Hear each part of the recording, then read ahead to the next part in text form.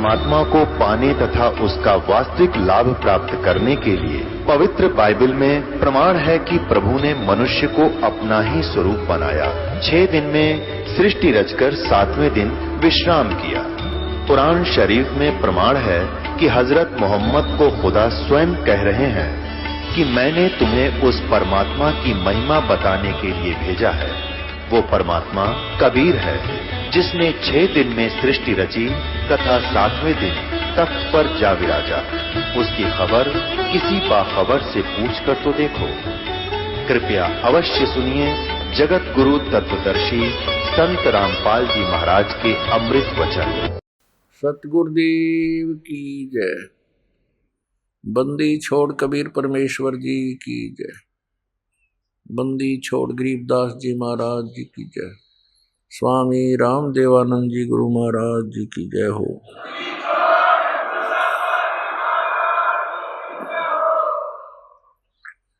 गरीब नमो नमो सतपुरुष को नमस्कार गुरु के नहीं। सुर नर मुनि जन साधुआ संतों सर्वसदी नहीं।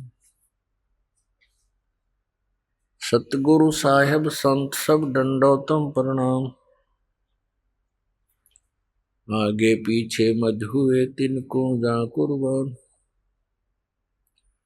निराकार निर्विषम काल जाल भयभंजनम निर्लेपम निज निर्गुणम अकल अनुबेशोन्दनम। सोहम सुरति समाप्तम सकल समाना निर्तलय उज्ज्वल हिरंबर हरदमम। बेपरवाह अथाह है वार पार नहीं मज्जतम।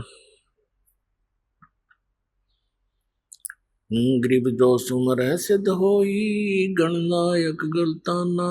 करो अनुग्रह सोई पारस पद परवाना। आदि गणेश मनाऊं गणनायक देवन देवा। चरण कमल लो लाऊं आदंत करूं सेवा।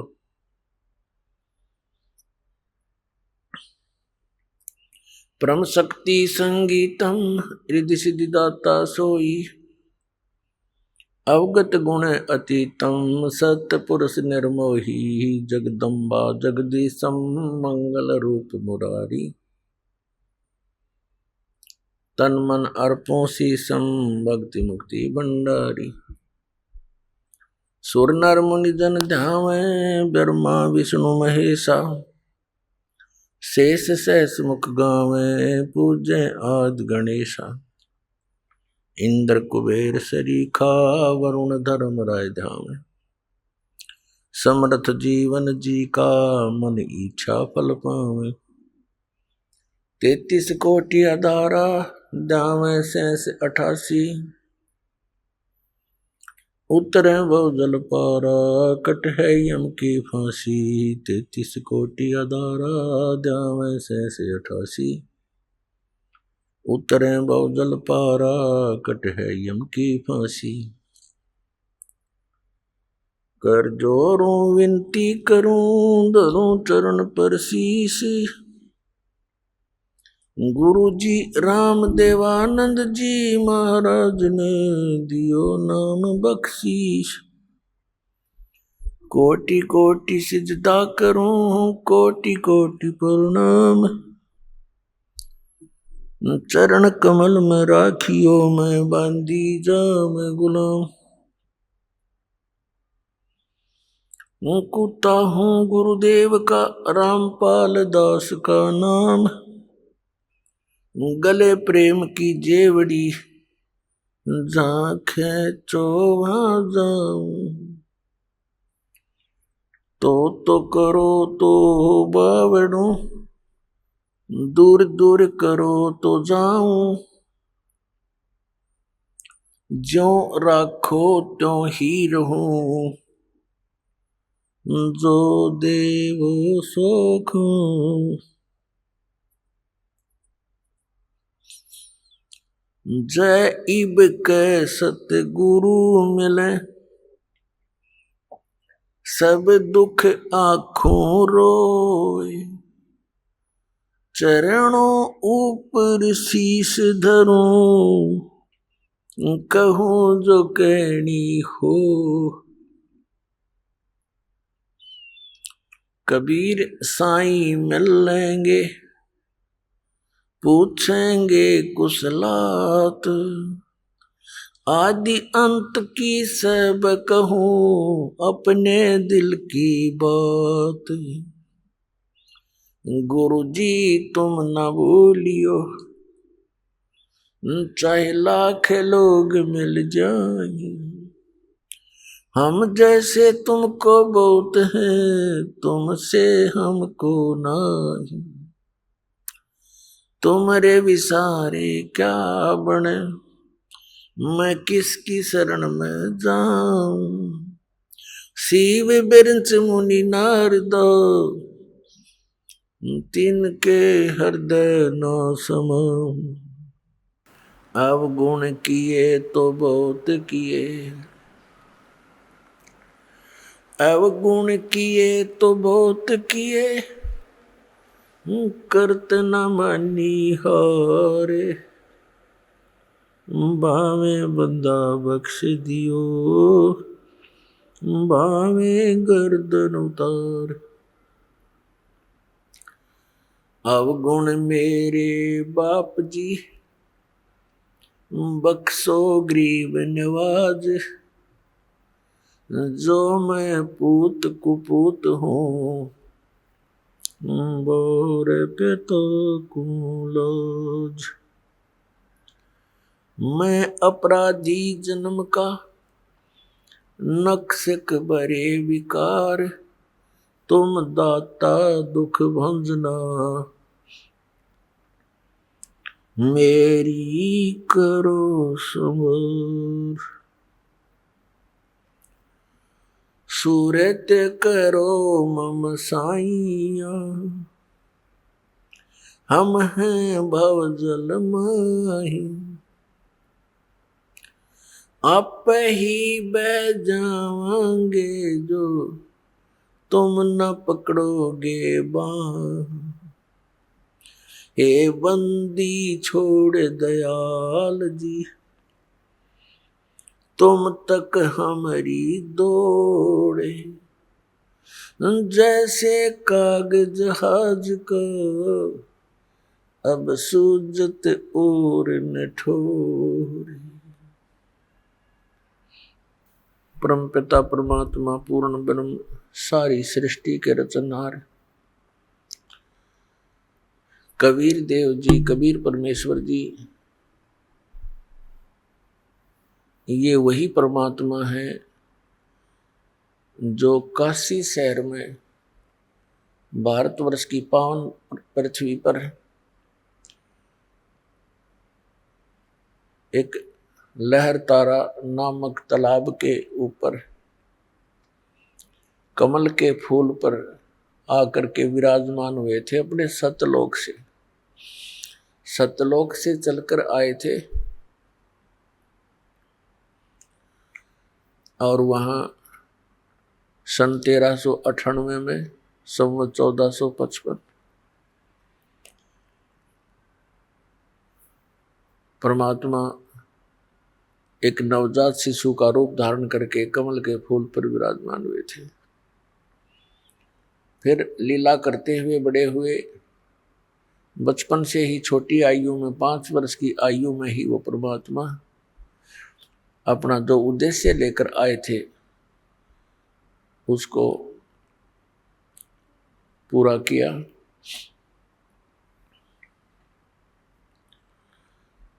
पुण्यात्माओं,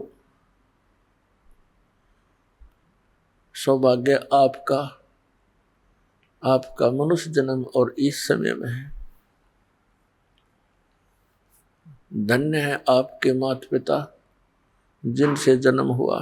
ये वो समय है, इस प्राणी को करोड़ों युगों के बाद प्राप्त होता है जो आज आपको प्राप्त है। अभी आप बालक हो और हमारे अंदर इस काल ने अज्ञान घना बरवा रखा है। 1-2 दिन से नहीं, हजारों वर्षों से, लाखों वर्षों से वही लोक वेद हमारे अंदर जमा है उसके आधार से हम इस तत्व ज्ञान को जल्दी से समझ नहीं पाते, और इतने ही देर लगी हुई है जब तक ये समझ में नहीं आता। फिर तो आपको कबीर भगवान बिना और इस सतलोक आश्रम वाला बिना पृथ्वी पर आपको कहीं ठिकाना दिखाई नहीं देगा। ये सत्कर मान लेना। जैसे पर अभी आपने परमात्मा की वाणी सुनी, हमारे लिए संदेश है। जब आपको ये अध्यात्म कंप्लीट स्पिरिचुअल नॉलेज हो जाएगा, ये पूर्ण अध्यात्म ज्ञान हो जाएगा, उस समय आपकी स्थिति ऐसी हो जाएगी जैसे समुद्र के अंदर।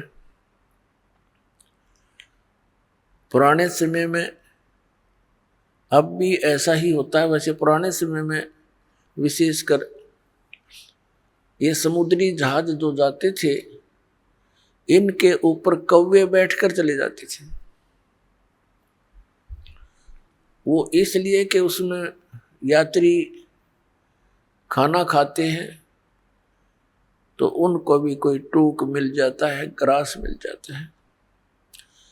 जहाज दिन में चल पड़ा, कौवे उसके ऊपर बैठे चले जाते हैं। रात्रि, सारी रात्रि चल करके सुबह होता है,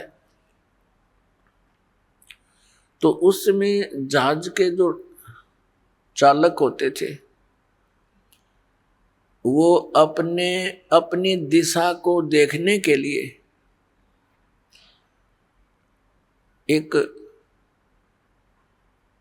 दिशा सूचक रखते थे, और कई बार वो दिशा सूचक यंत्र किसी मैग्नेटिक रॉक के कारण, चुंबकीय चट्टान की वजह से वो अपना रुख बदल लेता था, दिशा बदल लेता था, वो रॉन्ग दिशा बताता था।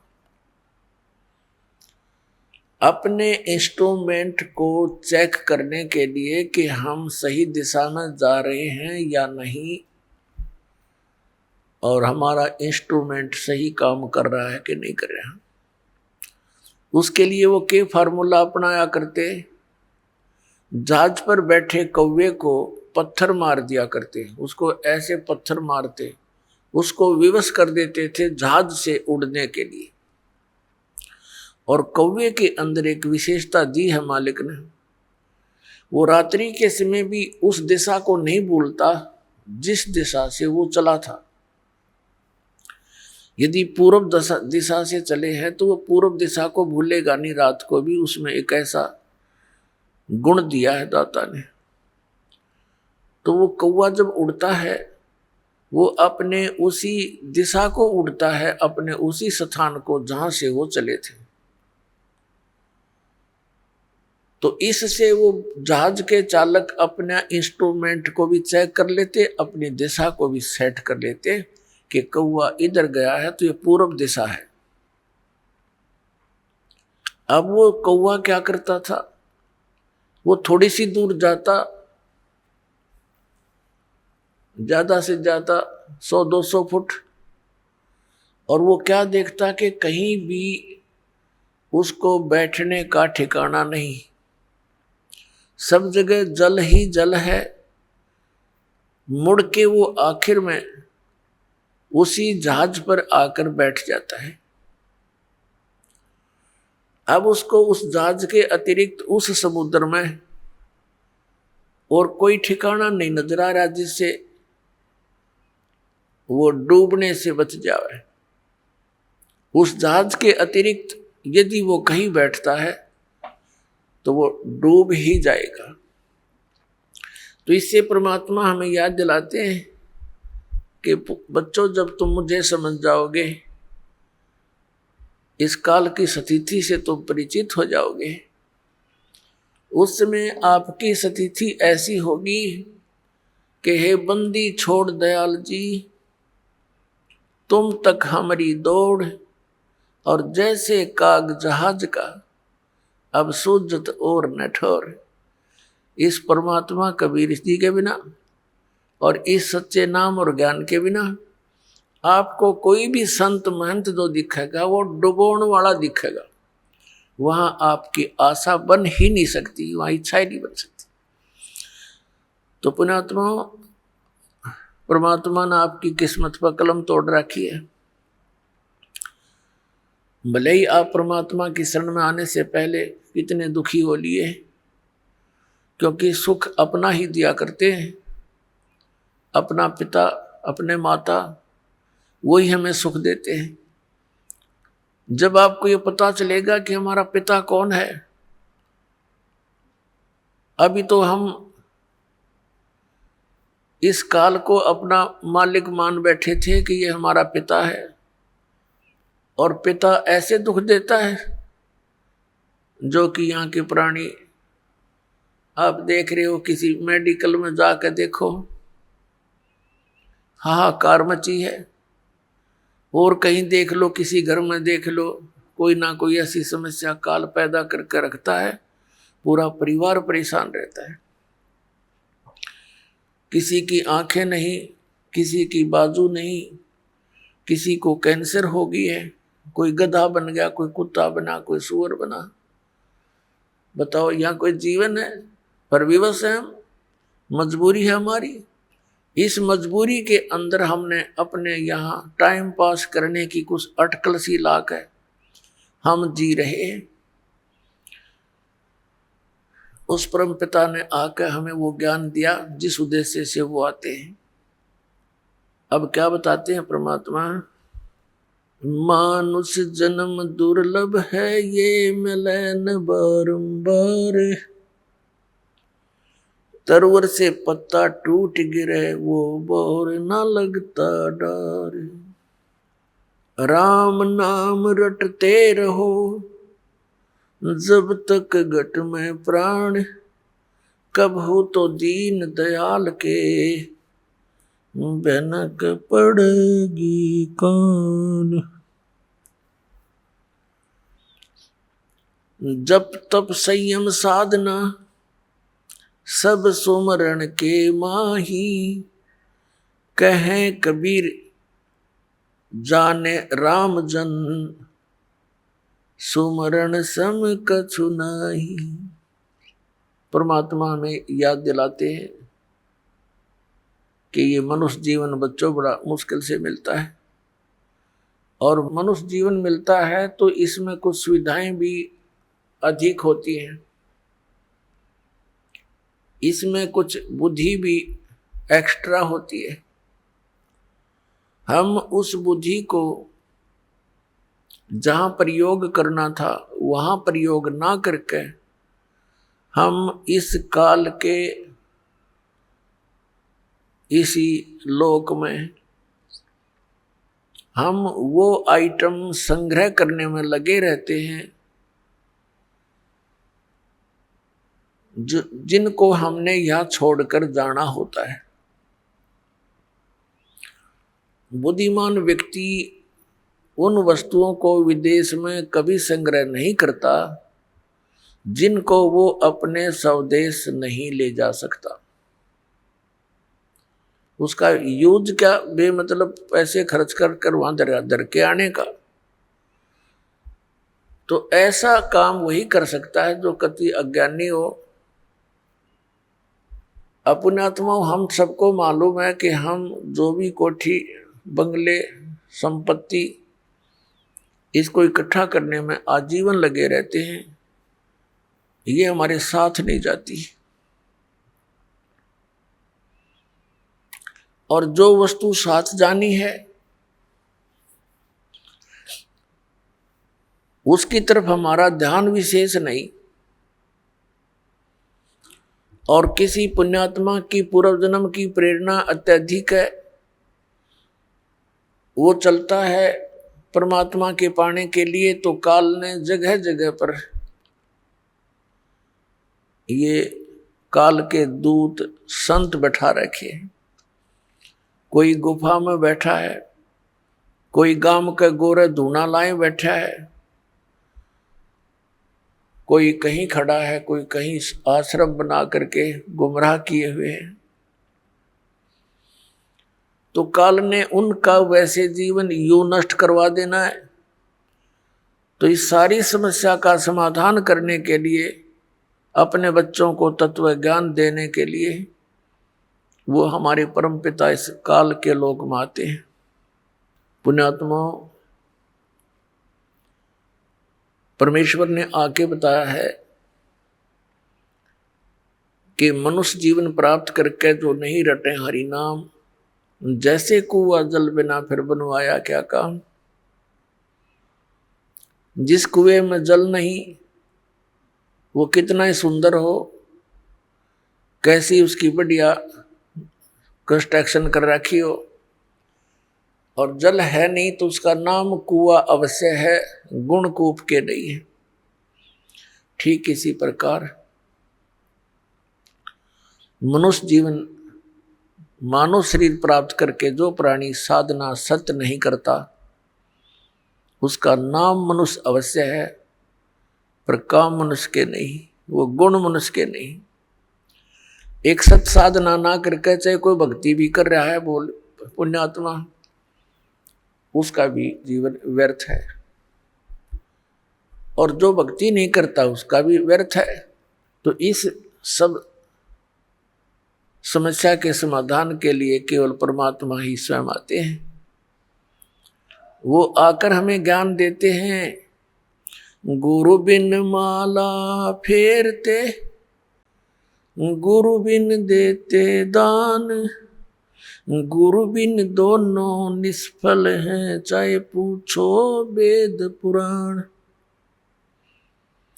गुरु बड़े गोविंद से मन में देख विचार, हरि सुमरे सो वार है, गुरु सुमरे होवे पार। परमेश्वर ने आकर के हमें इस पूरे प्रोसेस से परिचित कराया है कि परमात्मा कैसे मिल सकता है, तुम काल के जाल से कैसे छूट सकते हो।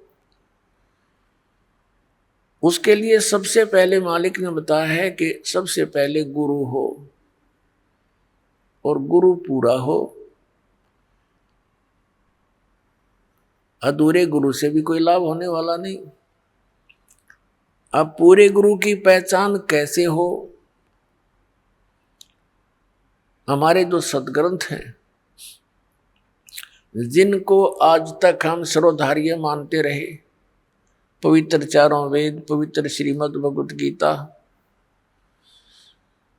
और पवित्र 18 पुराण, ये हमारे हिंदू धर्म के सदग्रंथ माने जाते हैं। वैसे तो ये सदग्रंथ, ये शास्त्र किसी धर्म विशेष के नहीं है, ये तो मानव मात्र के लिए एक संदेश है भगवान का। ये उसमें लिखे और बोले गए थे जिसमें कोई धर्म नहीं था, फिर भी अब ये हिंदू समाज के निमित्त कर दिए गए हैं। तो इसीलिए कहा जाता है जो हिंदू धर्म के जो अनुयायी हैं, पुण्यात्माएं हैं, वो इन सदग्रंथों को सही मानते हैं। तो दास ने ऐसी दया की परमात्मा ने कि जो भी समूह, जो भी धर्म जिस भी ग्रंथ को श्रेष्ठ मानता है, उसी ग्रंथ के आधार से उनके द्वारा की जा रही क्रियाओं और ज्ञान को ये दिखा दिया कि आप ये कर रहे हो, आपके सदग्रंथ ये बता रहे। और जो शास्त्रों में वर्णित साधना और ज्ञान नहीं है, वो लोक वेद है, वो मनमाना आचरण है, उससे कोई लाभ नहीं होगा। श्रीमद् भगवत गीता अध्याय नंबर 16 के श्लोक नंबर 23 और 24 में कहा कि शास्त्र विधि को त्याग कर जो मनमाना आचरण करते हैं, उनको न तो कोई सुख होता है, न उनको सिद्धि प्राप्त होती है, और न ही उनकी कोई गति होती है। और इन तीन चीजों के लिए परमात्मा ये भक्ति करते हैं, परमात्मा को याद करते हैं, और यही नहीं हुई तो फिर उसका लाभ क्या करने का? व्यर्थ प्रयत्न हुआ। अपने आत्मा परमात्मा ने आकर ये ज्ञान दिया कि सबसे पहले आपका गुरु हो, गुरु भी पूरा हो।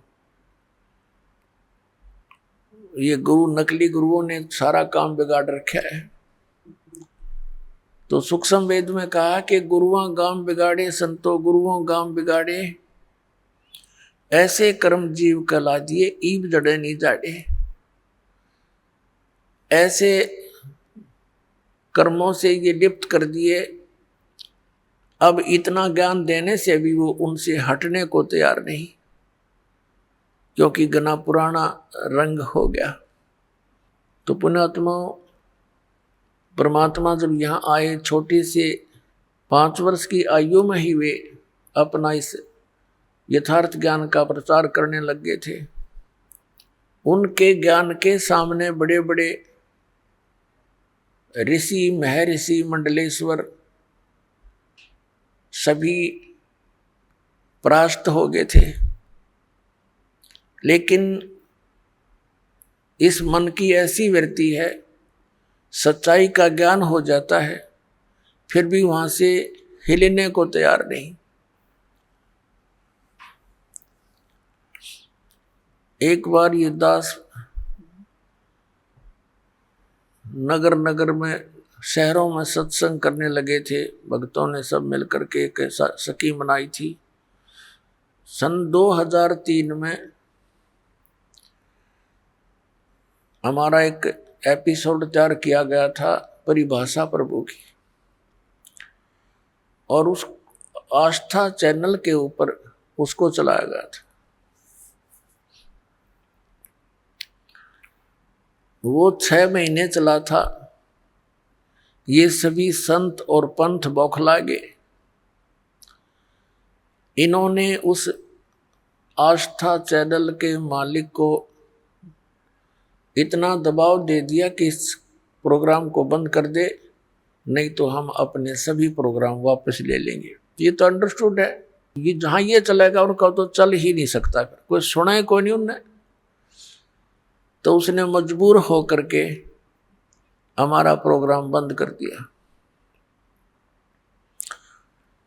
समस्या आई भी, परमात्मा का संदेश उसके बच्चों तक जाना था, निकाल के दूता ने टांग अड़ा दी। फिर नगर नगर में स्कीम बनाई, नगर नगर में जाकर प्रचार करें, पुस्तक बांटें और सीडी बना कर दें। ये कार्यक्रम शुरू किया तो उसमें भी विरोध पैदा कर दिया।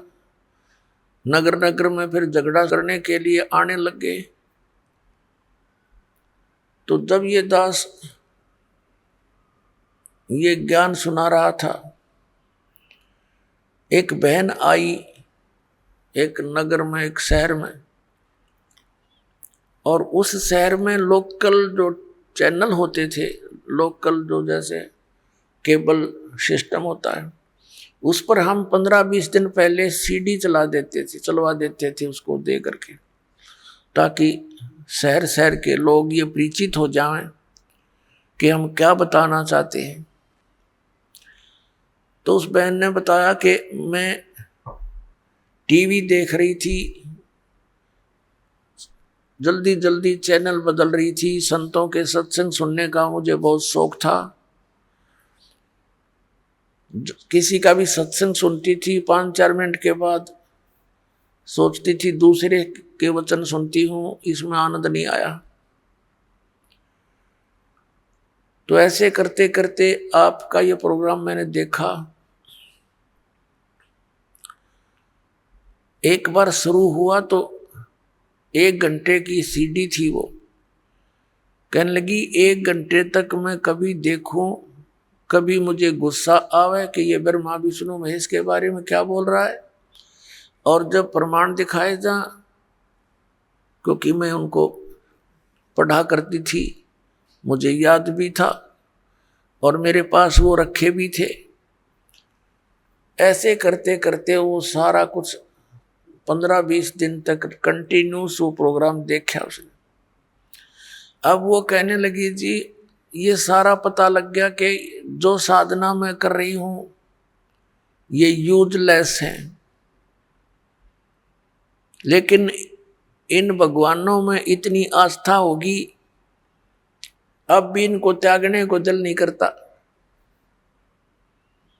बता, ऐसे रंग गए हम इस रंग में, ये पता लग गया कि इन भक्ति से कोई लाभ नहीं, और आजीवन कर ली, इसलिए उसमें ऐसे रंगे गए। तो आज इस दास के सामने इतनी प्रॉब्लम आई है, लेकिन परमात्मा ने दया करी, अपने बच्चों को शिक्षित कर रखा है। परमात्मा का कोई भी कार्य त्रुटि युक्त नहीं होता। परमेश्वर ने 600 वर्ष पहले अपनी प्यारी आत्मा धर्मदास जी से कह दिया था, क्योंकि धर्मदास बहुत दुखी हुआ। धर्मदास जी हिंदू धर्म में जन्मे थे, वैश्य कुल में जन्म था, बाणिया के घर में, बहुत बड़ा धनी परिवार था उसका, लेकिन भगवान की आस्था करी थी। श्री राम कृष्ण और शंकर भगवान की पूजा करता हुआ मथुरा के अंदर पहुंच गया। मथुरा के अंदर पहुंच गया अपने हिंदू गुरु जी के द्वारा दिए गए मार्गदर्शन आधार पर। उनके रूपदास नाम के गुरुजी थे। रूपदास जी ने उनको ये पढ़ाई पढ़ा रखी थी, रामकृष्ण के का जाप जपया कर, शंकर भगवान की पूजा पैरेलल करया करें। विष्णु जी इष्ट रूप में पूजने को बताया था, क्योंकि वो वैष्णु संत थे। अब जब परमात्मा वहां पहुंचे मथुरा के अंदर, धर्मदास जी एक तालाब में स्नान करके, जिसको मथुरा का तीर्थ बताते हैं, कि श्री कृष्ण जी यहाँ नहाया करते थे, यहाँ खेला करते थे, उसमें स्नान करके वो बाहर निकला और लोटे में एक जल भर के साथ में रखा हुआ, कुछ स्थान गाय के गोबर और मिट्टी मिला करके मड प्लास्टर किया, कुछ लिपाई करी, और फिर उसके ऊपर अपने ठाकुर जी को मूर्ति को, भगवान विष्णु की मूर्ति को रखकर एक थाली में उसको नवाया, कपड़े बदले, फिर उनकी आरती उतारी, जैसा भी वो क्रिया करते हैं कर्मकांड के अंदर। वो ऐसी अपनी नित्य नियम कर रहा था। परमात्मा कहते हैं, गोता मारूं स्वर्ग में, जा बैठूं पाताले, कहे कबीर ढूंढता फिरूं अपने हीरे मोती लाल। जैसा कि वेदों में प्रमाण है कि वो परमात्मा ऊपर तीसरे मुक्ति धाम यानी सतलोक में रहता है, रत धाम में। रत माने सत, धाम माने लोक, और वहां से गति करके आता है, चलकर बहुत तीव्र गति से, और अच्छी आत्माओं को मिलता है, उनको ज्ञान समझाता है, यथार्थ ज्ञान देता है। जो दृढ़ भक्त होते हैं उनको पूर्ण ज्ञान बताता है। अपने उस गुण के आधार से वो परमात्मा वहां आए, एक जिंदा महात्मा का रूप बना के धर्मदास जी के पास थोड़ी सी दूरी पर बैठ गए। जिंदा महात्मा मुसलमानों के अंदर होते हैं, उनकी वेशभूषा जो जिंदा वाली होती है, अधिकतर वो जिंदा महात्मा मुसलमानों में होते हैं। लेकिन जन साधारण उनको साधु संत एक जैसे ही मानता है, कोई अंतर नहीं होते हैं। फिर भी जिनको ज्ञान है वो समझ जाते हैं कि ये साधु कौन से मजहब से संबंध रखता है। जैसे आप जैनियों को देखोगे, कद कति नंगे फिर रहे होंगे, या मुंह पर पट्टी बांध रखी होगी और नंगे पैरों घूम रहे होंगे, कपड़ा रख लेते हैं शरीर पर, तो उससे पता लग जाता है कौन से धर्म से संबंधित है ये साधक। अब धर्मदास जी से लगभग 50 फुट की दूरी पर परमात्मा विराजमान हो गए। धर्मदास जी क्रिया कर रहा था और उसके बाद उस प्रतिदिन वो जो गीता जी का पाठ किया करता था, 1 अध्याय का डेली, उसने क्या देखा धर्मदास जी ने कि एक मुसलमान संत और तेरी इस साधना को बड़ी गौर से देख रहा है। तो उसने सोचा ये स्वाभाविक होता है प्रत्येक भक्त आत्मा का, वो बेशक किसी मजहब धर्म से संबंधित है, जो भगत होगा और धार्मिक होगा उसमें द्वेष नहीं होता। द्वेष और हमारे अंदर ये झगड़े की व्यवस्था ये नकली गुरु ही कराया करते हैं। तो प्रत्येक की ये लगन होती है, इच्छा होती है कि मेरे वाला ज्ञान सही है और इसको अपने वाला ज्ञान बता दूं, इसका भी कल्याण हो। उद्देश्य यही होता है एक दूसरे को ये कहने का कि आपका भक्ति मार्ग ठीक नहीं है, और कोई शत्रु भाव से थोड़ा ही कहा जाता है। तो धर्मदास जी ने ये सोचा कि भाई ये मुसलमान फकीर और हमारी हिंदू धर्म की भक्ति को बहुत लाइक कर रहा है, बड़ा पसंद किए हुए।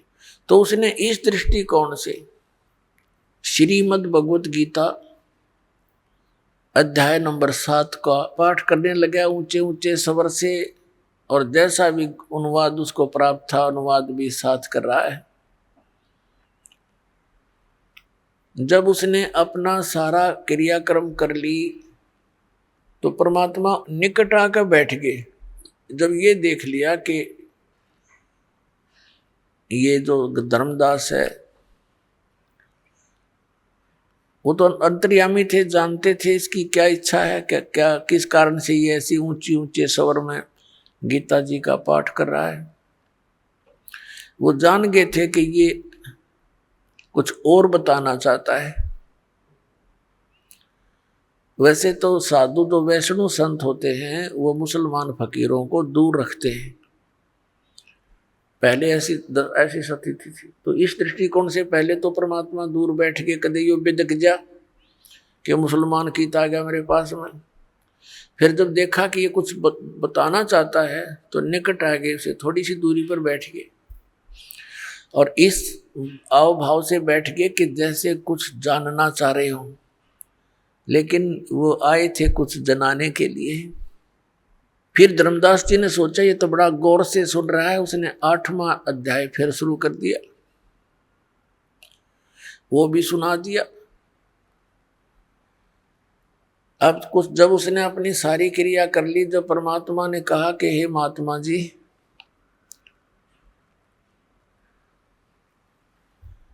अपने आत्माओं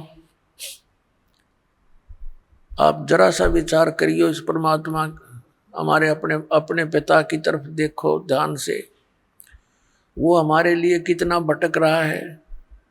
परमात्मा कहते हैं कबीर जी, मैं रोवत हूँ सृष्टि को और सृष्टि रोवे मोहे, और कह कबीर हमारे वियोग को ये समझ ना सकता कोई।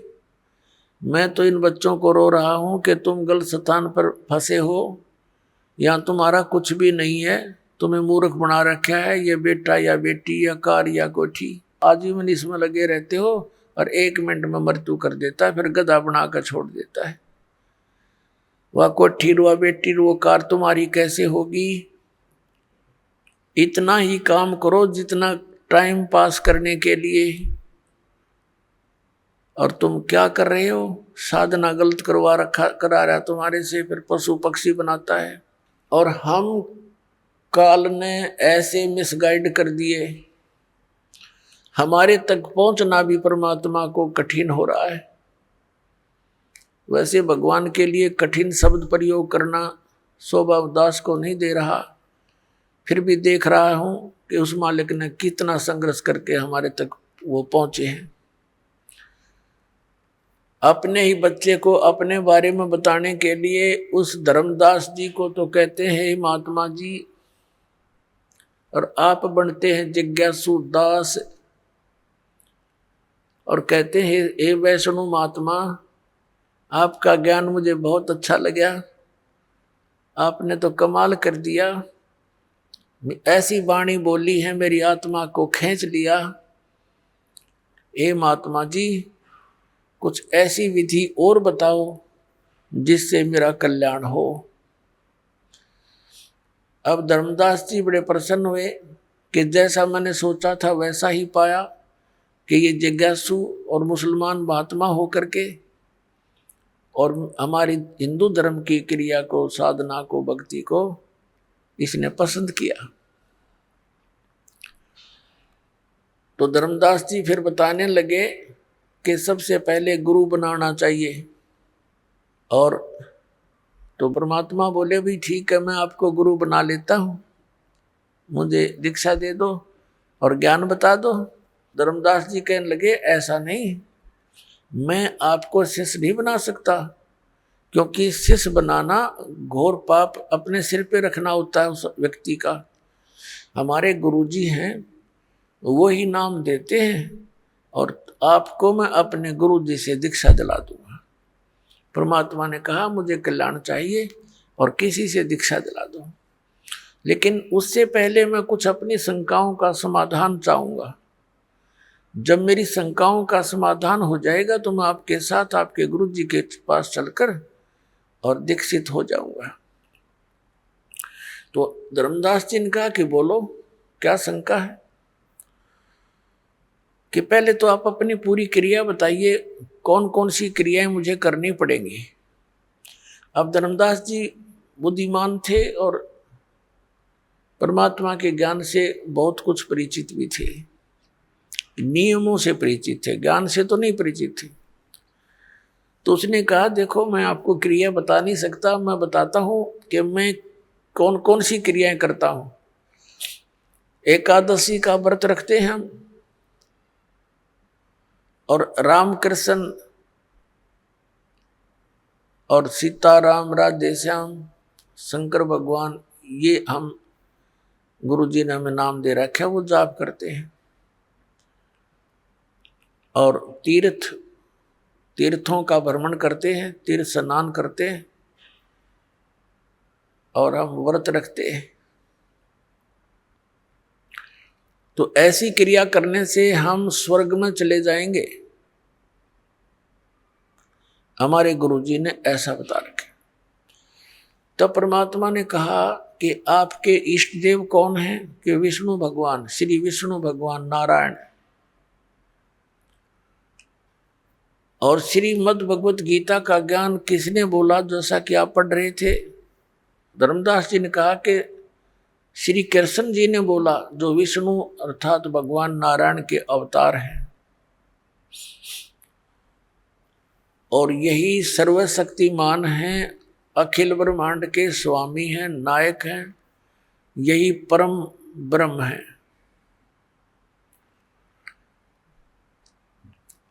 तो परमात्मा ने कहा कि आप अभी गीता पाठ कर रहे थे। गीता के अंदर मैंने और भी कई संतों से सुना है, 18वें अध्याय के 62वें श्लोक में गीता ज्ञानदाता स्वयं कह रहा है कि अर्जुन, तू सर्वभाव से उस परमेश्वर की शरण में जा जिसकी कृपा से तू परम शांति को और सनातन परम धाम को प्राप्त होगा। तो वो परमात्मा तो गीता ज्ञानदाता से अन्य हुआ धर्मदास जी। अब धर्मदास जी को जैसा भी पाठ पढ़ा रखा था इन नकली गुरुओं, धर्म गुरुओं ने,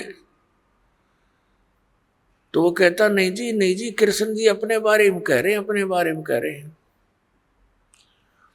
परमेश्वर ने कहा कि श्री कृष्ण जी विष्णु अवतार हैं। कहा, बिल्कुल वही विष्णु जी ही श्री कृष्ण रूप में देवकी जी के गर्भ से जन्मे थे।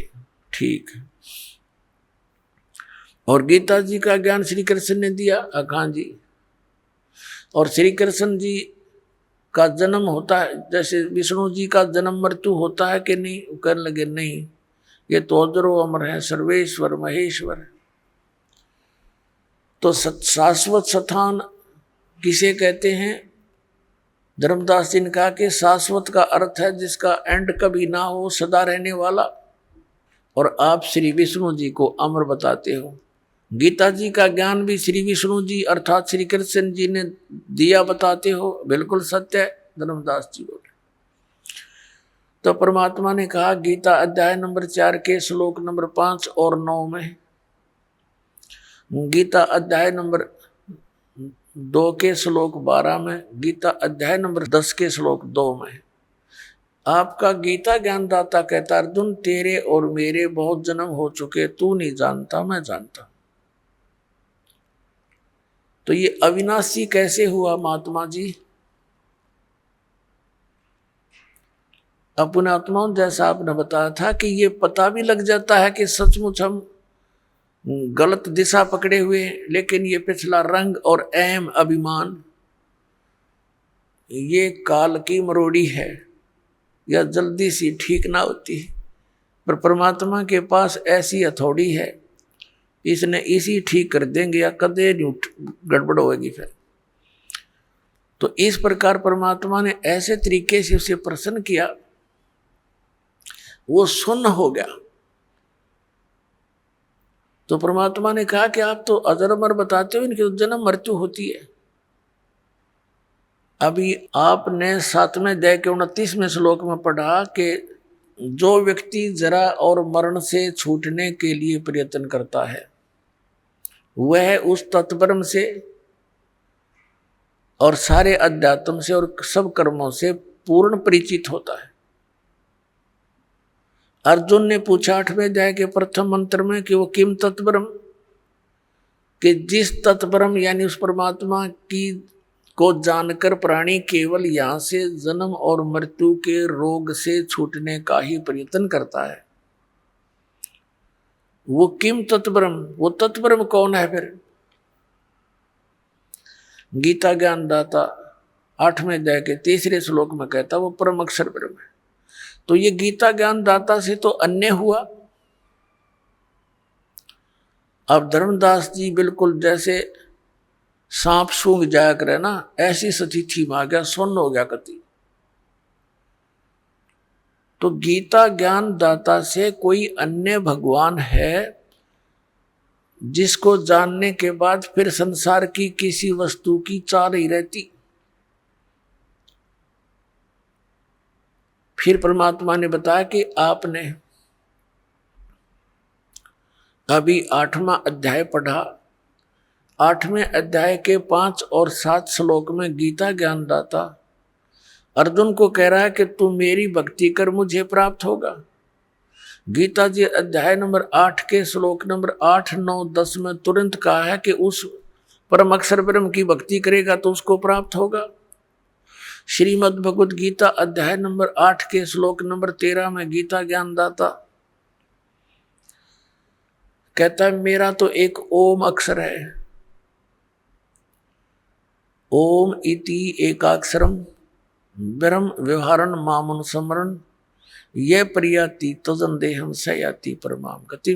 मुझ ब्रह्म का केवल एक मंत्र है, नथिंग एल्स, इसके अतिरिक्त कोई नहीं। और जो अंतिम श्वास तक इसका सेवन करता हुआ शरीर त्याग कर जाता है वो उस परम गति को प्राप्त होता है। ओम से मिलने वाली जो परम गति है उसको प्राप्त होता है। परमात्मा ने कहा ओम से मिलने वाली परम गति कौन सी है? ब्रह्मलोक। गीता अध्याय नंबर 8 के श्लोक नंबर 16 में कहा कि ब्रह्मलोक पर्यंत भी ये सभी पुनरावृत्ति के अंदर हैं, वहां गए हुए प्राणी भी जन्म मृत्यु माते हैं। तो ये बात उस गीता अध्याय नंबर 18 के श्लोक नंबर 62 के विषय में खरी नहीं उतरती कि आप कह रहे हो गीता ज्ञानदाता श्री कृष्ण, लेकिन श्री कृष्ण नहीं है ये।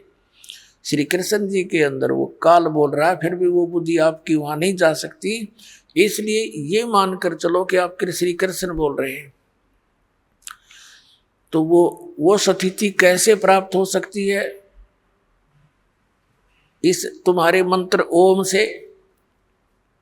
से तो ब्रह्मलोक प्राप्त होता है, ब्रह्म लोक में गए हुए प्राणी फिर वापस आते हैं। तो श्रीमद् भगवद गीता अध्याय नंबर 18 के श्लोक नंबर 62 में कहे हुए उस वचन के विपरीत बात होगी, अर्थात आपका भगवान वो गति नहीं करा सकता, वो शाश्वत स्थान प्राप्त नहीं करा सकता। शाश्वत माने जैसे गीता जी अध्याय नंबर 15 के श्लोक नंबर 1 से 4 में चौथे में स्पष्ट किया है कि तत्वदर्शी संत से तत्व ज्ञान प्राप्ति के उपरांत परमेश्वर के उस परम पद की खोज करनी चाहिए जहां जाने के बाद साधक कभी लौटकर संसार में नहीं आते, और जिस परमेश्वर ने सब ब्रह्मांडों की रचना की है केवल उसी की भक्ति करो, गीता ज्ञानदाता कह रहा है। और आपके भगवान का ओम नाम के जाप से ब्रह्मलोक प्राप्ति, ब्रह्मलोक में गए हुए प्राणी फिर पुनर्वर्ती में आते हैं, जन्म मृत्यु होता है। 8वें अध्याय के 8, 9, 10 में गीता ज्ञानदाता कहता है उस परम अक्षर ब्रह्म की शरण में जा, उसकी भक्ति करेगा तो उसको प्राप्त होगा। और उस परमात्मा परम अक्षर ब्रह्म के मंत्र का गीता अध्याय नंबर 17 के श्लोक नंबर 23 में कहा कि ओम तत्सत इति निर्देश ब्रह्मण त्रिविद समर्थ, उस सच्चिदानंद घन ब्रह्म का यानी परम अक्षर ब्रह्म के मंत्र को पाने का ओम तत्सत इस 3 मंत्र की मजदूरी है। अपने आत्माओं, ये जो नाम आपको दिए गए हैं, जैसे इस काल के दूतों से विशेषकर राधा स्वामी पंथ, जय गुरुदेव पंथ, धन धन सतगुरु सच्चा सौदा पंथ, सिरसा वाले, इन्होंने क्या ज्ञान दे रखा कि हमने केवल परमात्मा, हमने सतपुरुष की भक्ति करनी है। और ये 5 नाम ये काल के जाप कर रहे थे, ओंकार, निरंकार, ज्योति निरंजन और सोहम और सतनाम।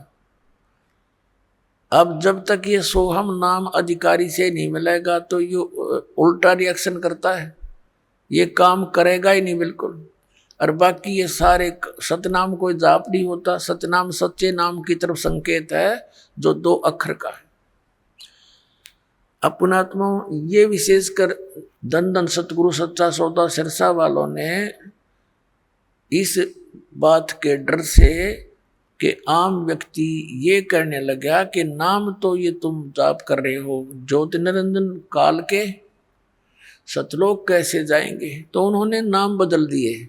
घर की बहीर काका लखनिया नाम बदल लिए और अकाल मूर्त शब्द स्वरूपी राम सतपुरुष कर गया। अब ये कहीं प्रमाण है इन मंत्रों का किसी महापुरुष ने जाप किया और वो पार हुए हो? फिर ये क्या एक अज्ञान थ्योरी बनाते हैं कि संत कोई भी नाम दे दे उसी से पार हो जाएगा, घर का राज बना रखा है। अरे आम का पौधा बोना है, आम का बीज गुठली लानी पड़ेगी, वो ही बोनी पड़ेगी। अगर बबूल के बीज बो करके ये मानने कि हम कोई बीज बोलो आम ही का पौधा बन जाएगा, तो इतनी भूल है हमारे इस अध्यात्म मार्ग की। अब ये दास जहां पर आपको लाना चाहता था कि जैसे गीता अध्याय नंबर 17 के श्लोक नंबर 23 में कहा है ओम तत्सत इति निर्देश है ब्रह्मण, ब्रह्मण माने सच्चिदानंद घन ब्रह्म यानी परम अक्षर ब्रह्म। उस परम अक्षर ब्रह्म की प्राप्ति के 3 मंत्र के सिमरण का जाप है, और इसके सिमरण की विधि भी त्रिविध है, 3 प्रकार की है। जिनको तीनों मंत्र प्राप्त हैं उन पुण्यात्माओं को ज्ञान है कि ये तीनों मंत्रों की न्यारी न्यारी भक्ति विधि है।